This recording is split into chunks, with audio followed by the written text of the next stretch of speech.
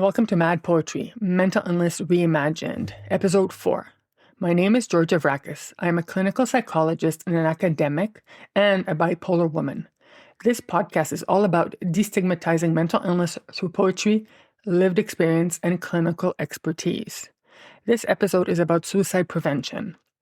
In Quebec, Canada, it is Suicide Prevention Week from February 1st to February 7th.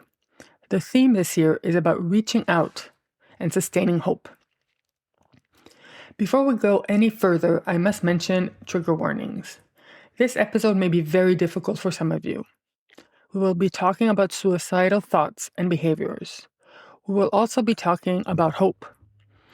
If you feel any distress while listening, I have included a list of suicide prevention organizations on my episode description you may contact. I will now read the poem that I wrote during a particularly difficult time in my life where I was thinking of suicide. I was very suicidal.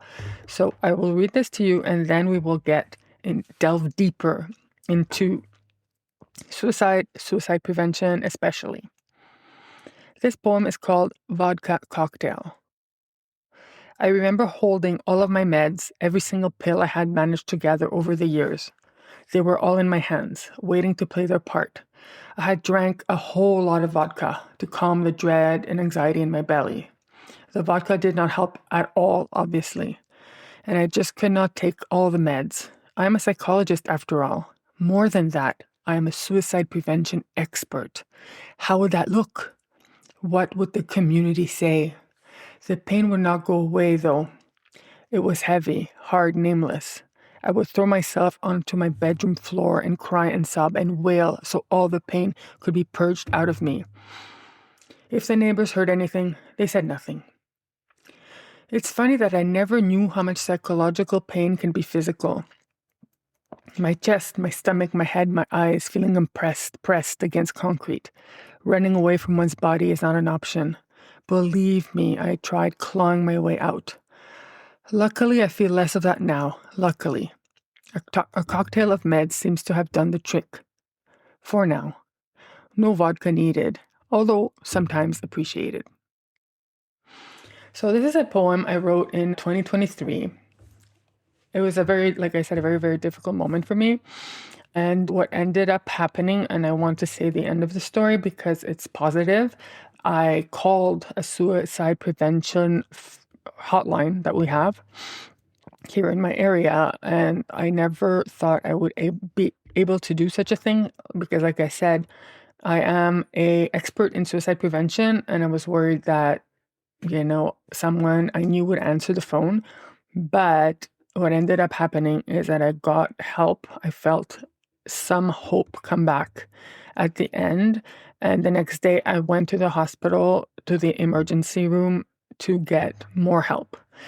Again, it was very hard for me to do because, as I said, I am a suicide prevention expert and I'm a psychologist, and even talking about it with professionals was very difficult.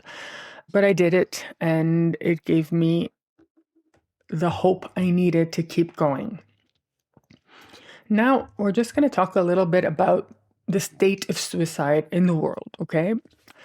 First, we should know that the WHO, meaning the World Health Organization, according to them, 720,000 people die by suicide every year. And of course, for every person who dies by suicide, there's a ripple effect, meaning that family members, friends, etc., feel the loss, they grieve, and so they are the collateral damage in a way. But they will also need help as well, because one of the risk factors suicide is to have experienced someone dying by suicide in your life.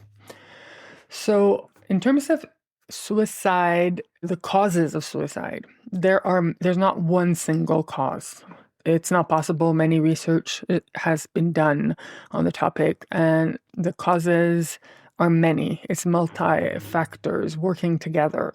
So, but among those factors, there are some that pop up more, such as having mental illness, such as having already tried to die by suicide, such as having family members who have tried to die by suicide or have died by suicide.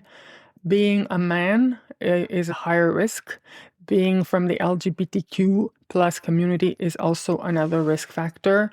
There's many research on much research on the topic, but like I said, it's not just one cause. There's many, and so basically we work on all of them at the same time to try to work on finding the best ways to prevent suicide in our societies. So for me, preventing suicide is very important.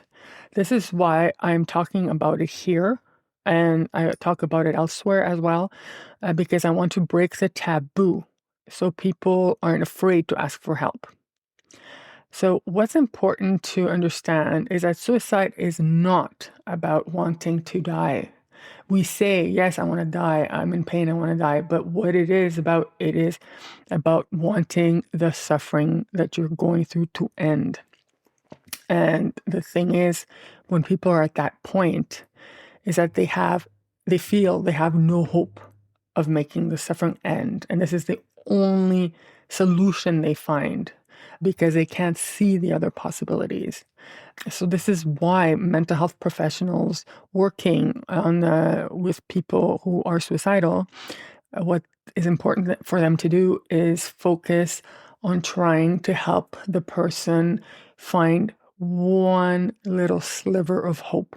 If it's bigger, that's good. But even just a little sliver is enough to push the person off the ledge towards us and not towards the darkness.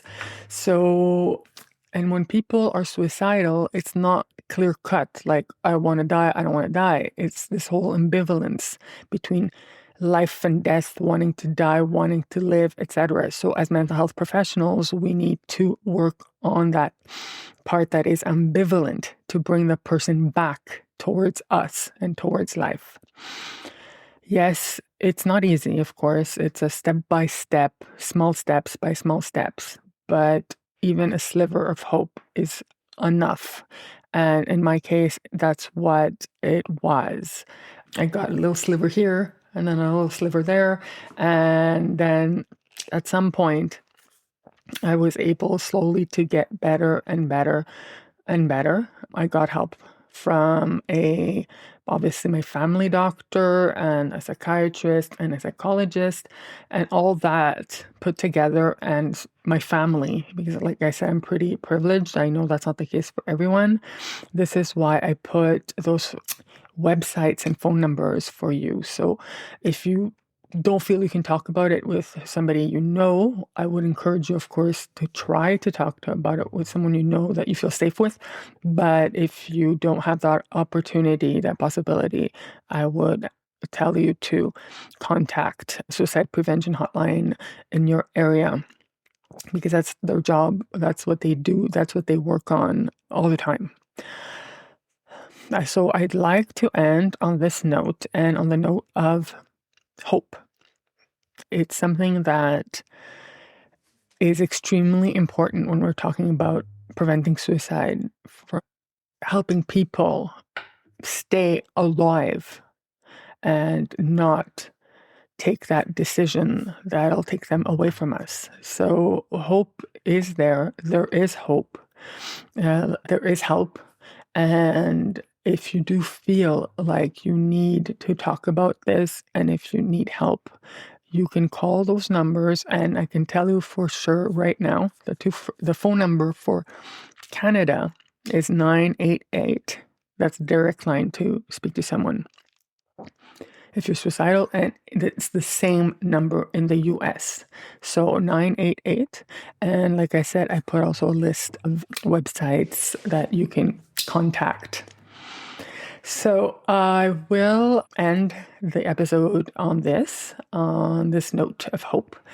And I will see you soon. Take care.